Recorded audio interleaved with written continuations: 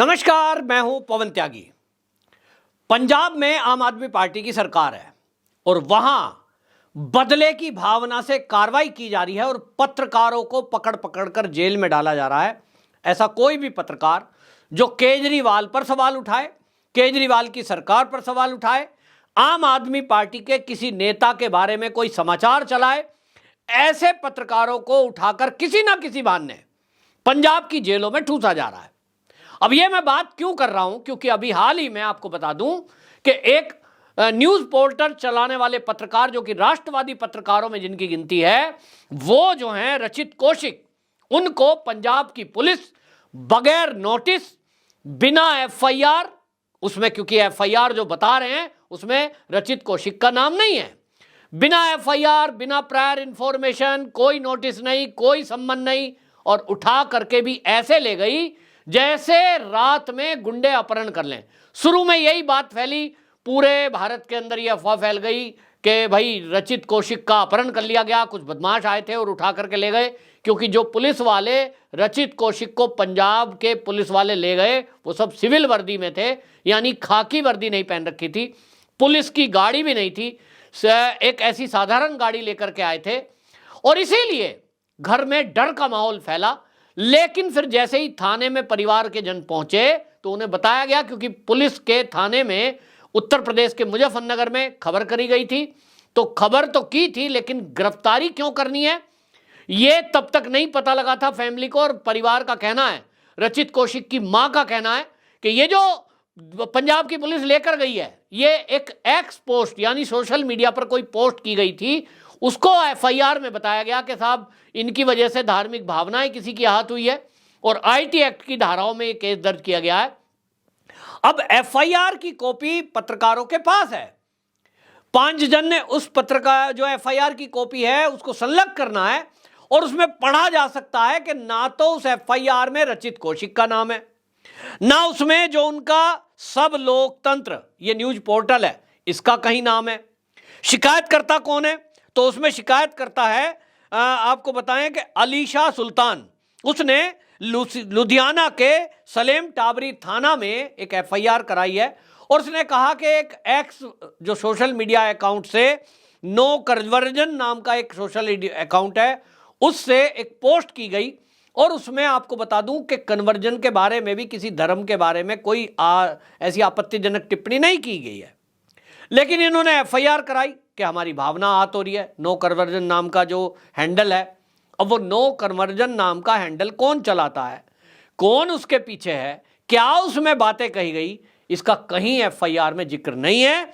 और आईपीसी की 295A, 153A, 153, 504 और आईटी की धारा 67 ये लगा दी गई। यानी पक्का दिखाई दे रहा है कि एक एफआईआर दर्ज होती है, एक प्रोसेस है भाई। आम आदमी पार्टी के संयोजक केजरीवाल को ही देख लो, इनको ईडी ने 4 सम्मन दिए, 5वां दे दिया। आप तो उपस्थित नहीं होना है, पहले बताओ किस हैसियत से दिया गया। सम्मन के बाद भी कह रहे हैं सम्मन अवैध है। दूसरी तरफ एक पत्रकार जो राष्ट्रवादी पत्रकार है, हिंदुत्ववादी पत्रकार है, उसको जो प्रोसेस फॉलो होना चाहिए वो तो यही है, मानव अधिकार की गाइडलाइन है कि हर व्यक्ति का एक अधिकार है कि पहले पुलिस जो है उनको नोटिस भेजे। आपने कोई नोटिस दिया क्या? परिवार कह रहा है नहीं दिया। दिया होता और उसका जवाब नहीं देता, उस पर वो प्रस्तुत नहीं होता, तो आप रात के अंधेरे में जिस तरह से आपने उठाया कि वो अपनी भांजी की शादी में गए थे, दुल्हन को जहाँ शादी हो रही है वहाँ लेकर जा रहे थे, सोचिए महिलाएं साथ में बैठी हैं और रात को उसको उतार लिया गया गाड़ी में से, ड्राइवर सीट से। कैसा अफरा तफरी का माहौल मचा, शादी का माहौल तो खराब हो गया उनका, चीख पुकार मच गई कि साहब रचित को उठा के ले गए कुछ गुंडे, क्योंकि किसी को पता ही नहीं था कि पुलिस की वर्दी में है। 4-5 घंटे बाद जब हबड़ दबड़ लगी है, पुलिस में पहुंचे तो ये पता लगा। अब सोचिए, इन बातों को लेकर भारतीय जनता पार्टी के नेता और देश के जो भी पत्रकार हैं वो बहुत संजीदगी से इस बात को कह रहे हैं कि जो ये विपक्षी पार्टी है, खासतौर पर राहुल गांधी, कांग्रेस, ये क्या कह रहे हैं, मोदी जी के शासनकाल में पत्रकारों की आवाज़ों को दबाया जा रहा है, लोकतंत्र की हत्या की जा रही है। ये लोकतंत्र की हत्या शब्द आपने विपक्ष के मुंह से बहुत सुना होगा, लेकिन क्या यह लोकतंत्र की हत्या नहीं है? एक पत्रकार को आप यदि किसी मामले में दोषी भी पाते हैं तो क्या इस देश में लोकतांत्रिक प्रक्रिया यह नहीं कहती है कि पहले आप उसको सम्मन भेजें, उससे उसका पक्ष जाने? क्या उसको रात के अंधेरे में उठाया जाएगा? वो बहुत बड़ा गैंगस्टर है कि वो गोली मार सकता है, पलटकर कुछ हमला कर सकता है। भाई एक पत्रकार है, वो पत्रकार जो सार्वजनिक जीवन जी रहा है, उसका घर भी आपको पता है, आप उसको विवाह से उठाते हैं, कोई भाग तो रहा नहीं था। ऐसे माहौल से पकड़ने की जरूरत क्या थी? वो जो रचित की मां है वो ये बता रही है कि जब वो ले जा रहे थे तो ये बोल रहे थे बहुत दिन से तुझे ढूंढ रहे हैं, आज मिला है। इसका मतलब तो ये हुआ कि मुजफ्फरनगर में वो विवाह में कहां है, ये अचानक से गाड़ी में मिल गया है। अगर लीगली, और भाई ऐसा तो कुछ है नहीं, किसी की भावना आहत हुई है तो वो फरार हो सकता है, विदेश भाग सकता है। ऐसे व्यक्ति को खोजो, पूरे भारत में कहां मूवमेंट है उसकी, पकड़ो उसे, जैसे वो आतंकवादी हो, फरार ना हो जाए, कहीं बम प्लांट कर देगा। कोई आतंकवादी हो, कोई बदमाश हो, उससे तो ये खतरा है कि भाई अगर वो यहां से चूक गया तो कहीं बम ब्लास्ट ना कर दे। क्या किसी पत्रकार से इनको इस तरह का खतरा था पंजाब की पुलिस को? पहली बात तो नियम का उल्लंघन ही किया है। लेकिन इनकी आप हिस्ट्री देखिए, ये जो हिटलर शाही, ये जो तानाशाही जैसे शब्द मोदी के लिए इस्तेमाल करते हैं, यही आम आदमी पार्टी की सरकार में, आपको याद होगा टाइम्स नाउ, नव भारत के पत्रकार को किस तरह से उठा लिया गया था। क्यों? क्योंकि शीश महल पर एक सीरीज दिखाई जा रही थी और सुशांत सिन्हा उस सीरीज को चला रहे थे, तो इनको लगा कि अगर ये पत्रकार कहीं मिल जाए तो उठाओ और डाल दो जेल में। क्या बहाना बताया कि एक रिक्शे से आम आदमी पार्टी के गाड़ी टकराई और जाति सूचक शब्दों का इस्तेमाल किया। कोर्ट ने उस पर संज्ञान लिया और सब ये लोग कह रहे थे कि भाई अगर पत्रकार कोई गाड़ी में जा रहा है, उसको कैसे पता रिक्शे में बैठा हुआ व्यक्ति कौन है, किस जाति का है? फर्जी केस था और इसलिए कोर्ट से राहत मिली। हालांकि अभी केस चल रहा है, लेकिन भावना किशोर को जब लुधियाना में गिरफ्तार किया गया, उस समय भी पूरे देश में यह सवाल उठा था कि क्या पत्रकार का जो धर्म का वो पालन कर रहा है, कि कहीं उसको समाचार मिलता है, उसको वो बता रहा है, प्रसारित कर रहा है। कोई सत्ता में बैठा हुआ व्यक्ति भ्रष्टाचार कर रहा है, उसको वो उजागर कर रहा है। और यदि देश के कोने में कहीं कन्वर्जन हो रहा है पैसे से, लालच से, उस पर भी यदि कोई सवाल उठा रहा है, तो अब तो बहस का विषय यह भी है कि क्या इस पर सवाल उठाना गलत है। अब क्वेश्चन मार्क इसलिए है क्योंकि इस पर एफआईआर कोई दर्ज करा देगा। अगर कोई ये कहे कि पंजाब के अंदर कन्वर्जन चल रहा है, पंजाब में फला फला लोग ऐसा कर रहे हैं, तो भाई कोई एफआईआर करा सकता है। मेरी भावना आहत होगी साहब, कन्वर्जन करने में भावना आहत नहीं होती, लेकिन मामला यहां नहीं है। जो आपको बता दूं, रचित कौशिक की मां बोल रही हैं, उन्होंने जो खुलासा किया है वो बड़ा चौंकाने वाला है। उन्होंने कहा कि ये जो गिरफ्तारी हुई है ये तो दिखावा है कि किसी ने कंप्लेंट कर दी, ये इन्हीं का कार्यकर्ता होगी, ये लड़की जिसने कंप्लेंट कराई है अलीसा सुल्तान, ये इन्हीं की कार्यकर्ता होगी, किसी के टच में होगी, इसका बहाना लिया गया है।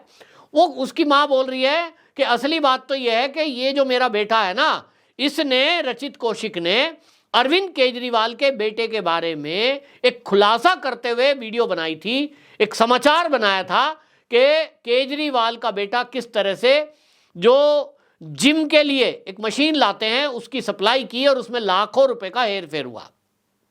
केजरीवाल के बेटे के ऊपर ये वीडियो बनाना, समाचार चलाना, इसी से केजरीवाल खफा थे और इसीलिए मेरे बेटे को गिरफ्तार किया गया, ये आरोप मां ने लगाया है।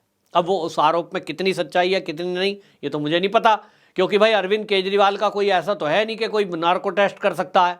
और ये आप यकीन न मान लीजिए कि जब तक इन नेताओं का नार्को टेस्ट ना हो तब तक कुछ पता नहीं लग सकता कि इनके दिल और दिमाग में क्या चल रहा है। ये जो मर्जी आएगी करेंगे, जिसको उठा के जेल में डाल देंगे। पुलिस वालों को एक आदेश देना है, पुलिस तो कहते हैं कि भैया अपने अफसरों की मानती है, अफसर जो है मंत्री जी की मानते हैं। अब मुख्यमंत्री ने कैसा आदेश दिया है ये तो वही जाने। अब अगर ये गिरफ्तारी, मैं एक बात कह रहा हूं कि अगर किसी की भावना भी आहत हुई है, इस देश में करोड़ों हिंदुओं की रोज भावना आहत होती है और बहुत लोग कंप्लेंट कराते हैं, क्या इस तरह से किसी पत्रकार की गिरफ्तारी आज तक हुई है? मैं तो सोशल मीडिया पर रोज देखता हूं, एक्स पर मैं ऐसे वो वीडियो रोज देखता हूं, जो राहुल गांधी को हाय हेलो कर रही थी ऐसी एक पत्रकार, वो रोज भावनाएं आहत करती है हिंदुओं की। राम मंदिर पर सवाल कर देंगे, कृष्ण जी पे सवाल उठा देंगे, देश पर, सेना पर सवाल उठा देंगे, सबकी भावनाएं आहत होती हैं। और सब उसको फिर लिखते भी है पुलिस को, लेकिन किसी पत्रकार को नहीं उठाते हैं, क्योंकि बोलने की आजादी या तो है या तो नहीं है। और अगर बोलने की आजादी है तो क्या किसी नेता या सरकार पर सवाल उठाना यह अपराध है? यह एक बहुत बड़ा सवाल है भाई। आज कल को तो मेरे ऊपर भी एफआईआर कोई कर देगा। मैं एक आम आदमी, मैं अपनी बात सोशल मीडिया के माध्यम से रख रहा हूं, मेरे जो विचार है मैं उसको बोल रहा हूं, कोई चैनल मुझे प्लेटफॉर्म दे रहा है बोलने के लिए, कल को तो आप उस चैनल को भी बैन कर दोगे। तो क्या यह लोकतंत्र है या यह तानाशाही है? यह मैं आपसे पूछ रहा हूं। आपकी राय क्या है? जनता की राय जरा बताएं कि जो केजरीवाल, जो ये राहुल गांधी लोकतंत्र की दुहाई देते देते नहीं थकते, अब सवाल उनसे है कि क्या यह लोकतंत्र की हत्या नहीं है कि एक पत्रकार को कोई खुलासा करने के कारण से आप उसको जेल में डाल देंगे, उसको इस तरह से उठाएंगे? अगर भावना आहत की बात रियल है तो फिर रियलिटी में भी क्या उसको पहले सम्मान नहीं देना चाहिए था? क्या उसको उसके घर जाकर गिरफ्तार नहीं कर सकते थे? शादी विवाह में वो गया हुआ है, वहां से अपहरणकर्ताओं की तरह जिस तरह से उठाया गया, क्या यह जरूरी था? तो फिर सवाल वहां भी उठता है, जिस तरह से पंजाब में हुआ, भावना किशोर को जो पकड़ा गया और जिस तरह से एफआईआर की गई, महिला थी, महिला के लिए साफ निर्देश है हमारे सुप्रीम कोर्ट के कि रात के समय में महिला को थाने में नहीं बिठा सकते आप, लेकिन उसके बावजूद भी एक पत्रकार और एक महिला को बिठाया गया। साफ दिखा रहा है कि हम चाहे जो भी करें, ये हमारी मर्जी। और इंडिया अलायंस इस मामले में पूरी तरह मौन है। और आश्चर्य की बात देखिए कि वो पत्रकार भी मौन है जो अपने आप को पत्रकार कहते हैं और कहते हैं कि लोकतंत्र के लिए हम आवाज उठाते हैं। आज उन सब से सवाल है, लेकिन अब देश की जनता को तय करना है, देश की जनता को जागना है और इन सरकारों से सवाल पूछना है, इस इंडिया अलायंस के नेताओं से सवाल पूछना है कि इस पत्रकार की गिरफ्तारी क्यों? आप अपनी राय जरूर लिखें और इस वीडियो को शेयर करें, टैग करें और ट्वीट करें, यानी एक्स पोस्ट पर लिखें। और आम आदमी पार्टी के जो मुख्यमंत्री हैं पंजाब के, केजरीवाल जी संयोजक हैं, इसलिए इनकी भी जिम्मेदारी बनती है। और राहुल गांधी से भी इस बारे में सवाल पूछें कि आखिरकार इस तरह की तानाशाही का मतलब क्या है। अगर वो रचित की जो मां है, वो जो बोल रही है, अगर मैटर वो है, फिर तो मामला और गंभीर है। आप अपनी राय जरूर रखें। वंदे मातरम।